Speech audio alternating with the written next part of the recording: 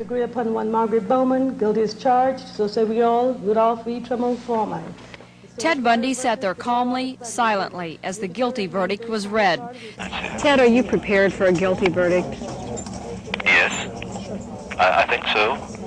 It's never happened to me like quite this way before. I've never been convicted of murder before. But the lawyer who handled Bundy's defense until the final days of the trial said he thought Bundy himself lost the case. He was guilty of poor judgment. He was guilty of allowing his emotional inclinations to override an effective defense in his case.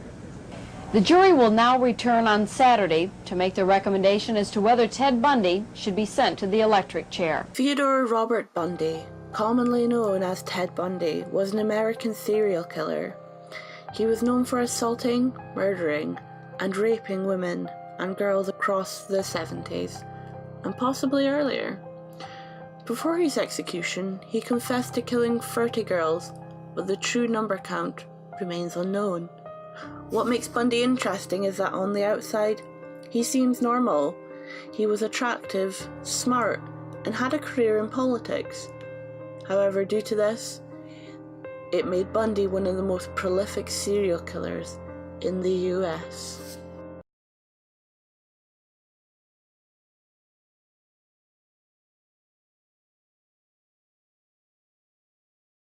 But I'll tell you, there are lots of other kids playing in streets around this country today who are going to be dead tomorrow and the next day and the next day and next month because other young people are reading the kinds of things and seeing the kinds of things that are available in the media today.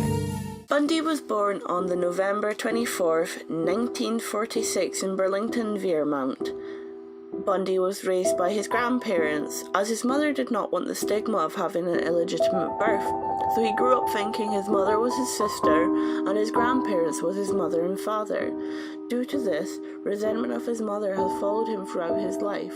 His father's identity is still unknown. In 1951, Louise and Ted moved to Tacoma, Washington, and Louise married Johnny, a military cook, who gave her 4 other children. Despite his best efforts, he failed at making Ted feel like part of the family, so they were never close. Ted Bundy began to show strange behaviours in high school, claiming that he had been rummaging through bins at night in search of pornography and graphic crime novels. He also claims to have been consuming large amounts of alcohol. Through his high school, he suffered being quite quiet and rarely ever dated because he kept to himself. In 1967, Bundy met the woman of his dreams. She was pretty, wealthy, sophisticated, while also sharing his interests in skiing, and they spent many weekends at the ski slopes. He tried really hard to impress her, so he downplayed the fact that he bagged groceries at the supermarket. His girlfriend considered him to be too immature and lacking ambition, so she dumped him and moved to San Francisco. It is believed his obsession with her caused him to start killing, as she bears a resemblance to a lot of his victims. Not only this happened, but he then found out the truth about his mother being his mother, and his grandparents only being his grandparents. This is when he did a personality 180, and he became the confident Ted Bundy that he is well known for. He re-entered Washington University. The murders started in 1974. Linda Ann Healy, a 21-year-old radio announcer, was among the first that went missing. In July 1974, 2 women were approached at Seattle State Park by an attractive man who introduced himself as Ted. He asked them to help him move his sailboat, but they refused. Later that day, 2 other women were seen going off with him and were never seen again. In November, Cal DeRonch was attacked at a mall by a man dressed as a police officer, but she managed to escape. She provided the police with a description of the man, the Volkswagen he was driving, and a sample of his blood that she got from her jacket during their struggle. Within a few hours of DeRonch being attacked, 17-year-old Debbie Kent disappeared. It was around this time that hitchhikers found a graveyard of bones in Washington Forest that were identified to belong to the missing women from both Washington and Utah. Investigations managed to get together from both states to compile a profile of a man named Ted who would ask women for help sometimes with a crutch or a cast. They also managed to get a description of his now iconic Volkswagen. On January 12th, 1975, Carolyn Campbell vanished from a ski resort in Colorado while on vacation with her fiancé and 2 children. A month later, she was found nude in a short distance from the road. She had received violent blows to the skull. The killing method was then used on 5 other women for the next 5 months. Bundy was then later arrested.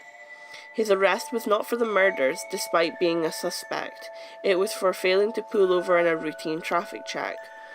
Once there, they found items such as handcuffs, and then he was arrested for aggravated kidnapping and received 1 to 15 years.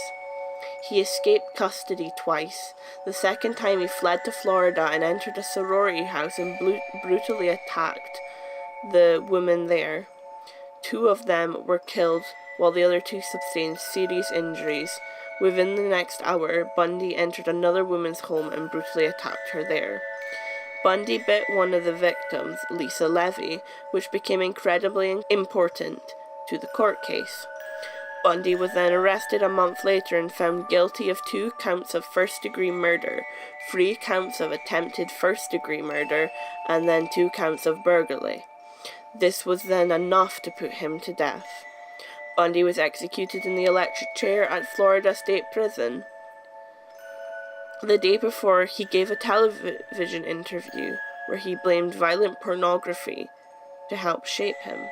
It's something I think I want to emphasize is the most damaging kinds of pornography. Again, I'm talking from personal experience. Hard, real, personal experience. The most damaging kinds of pornography are those that involve violence and sexual violence, because the wedding of those 2 forces, as I know only too well, brings about behavior that is just too terrible to. His last words were, "I'd like to give my love to my family and friends."